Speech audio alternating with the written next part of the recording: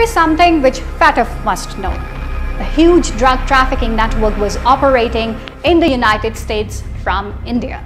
The network was run by Vicky Goswami, the husband of Mamta Kulkarni, and how the money earned from this smuggling can be used against Pakistan through TTP and the BLA. FATF has to maintain its credibility through taking immediate steps to curb terrorist and drug mafia funding from India. Hello, this is 𝐒𝐿𝐻𝐵 and you're watching White News. Billions of dollars have been invested by India to tone down the revealed truth coming out of the Valley of Kashmir. Millions of dollars have been spent on lobbying firms and international media to ensure their perspective based on the false information and allegations against Pakistan prevail. Right, breaking news coming in. Hundreds of Indians have gathered outside the Pakistan High Commission in London to protest the Pulwama terror attack. This is the latest that we are getting in from United Kingdom. On the internal front, 84 soldiers were killed by the Indian security forces in Pulwama to win elections from Narendra Modi. All said and done has indeed been able to hide the truth from a common Indian to the powerful international media. Only one nation stood on its own feet under the leadership of Prime Minister Imran Khan. The flag bearer of Kashmir has been dented the international lobby against the freedom of the Kashmiri people. The entire campaign, almost the entire campaign of Mr. Modi in the election was how he had taught Pakistan a lesson that jets had killed 350 terrorists. Complete lie, they had just killed about 10 trees of ours.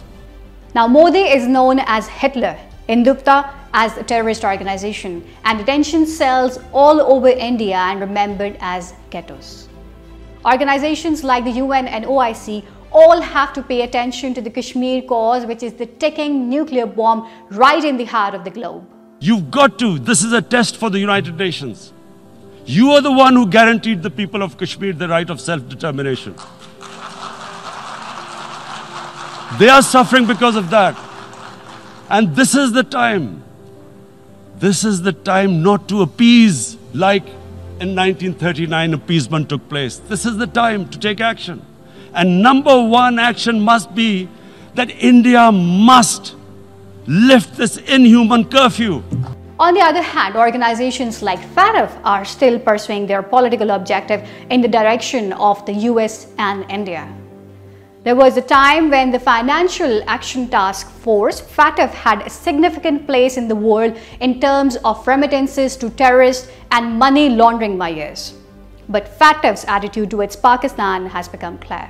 This forum is now more of a political forum than the corrective organization responsible for twisting arms of the nation, standing with the truth and freedom of mankind.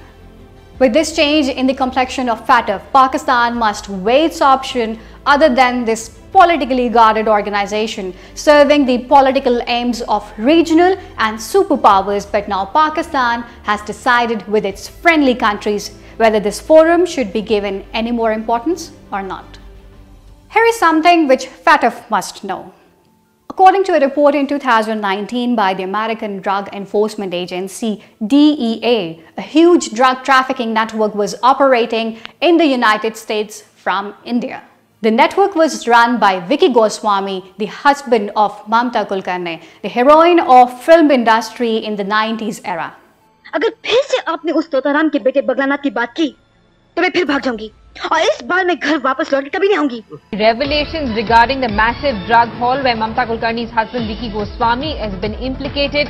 According to Paramjit Singh, Mamta Kulkarni is handling the drug business for her husband Vicky Goswami as he cannot travel internationally. The report also said that Ali Panjani, a key operative of the group, fled Kenya when he was to be arrested. He came to Mumbai, where the BJP government not only gave him asylum but also denied that any other country was involved in it.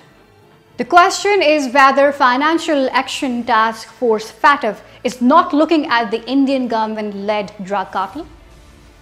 On March 3, 2012, the entire Indian media reported that when the police raided the house of BJP local leader Satish Nagar under the intense pressure from the opposition party Congress, over $1 million worth of drugs were recovered from his house that belonged to the same network mentioned by the American Drug Enforcement Agency in its report.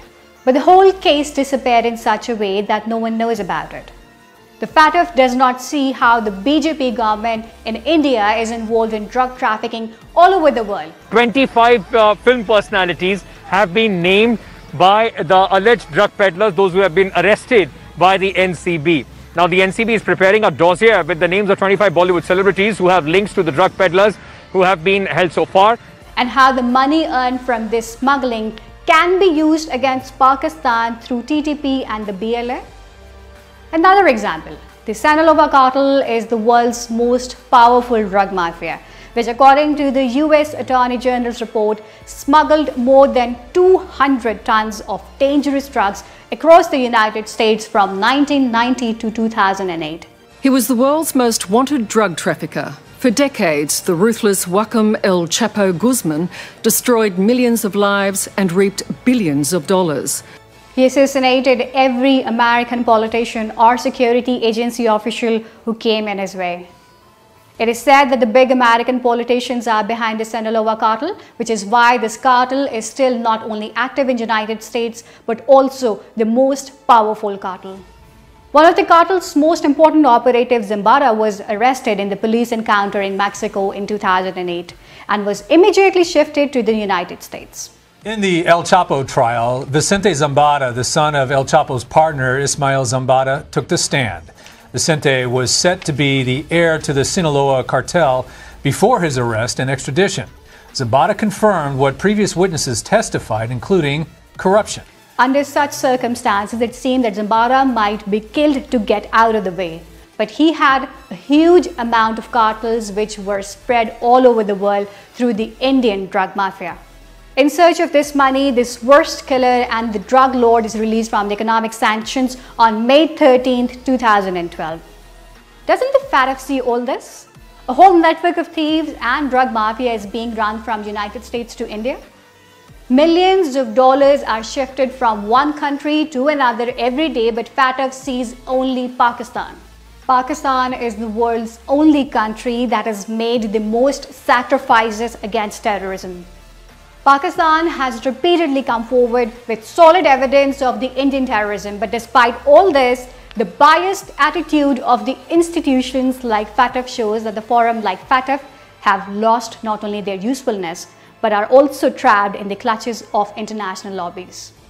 FATF has to maintain its credibility through taking immediate steps to curb terrorist and drug mafia funding from India.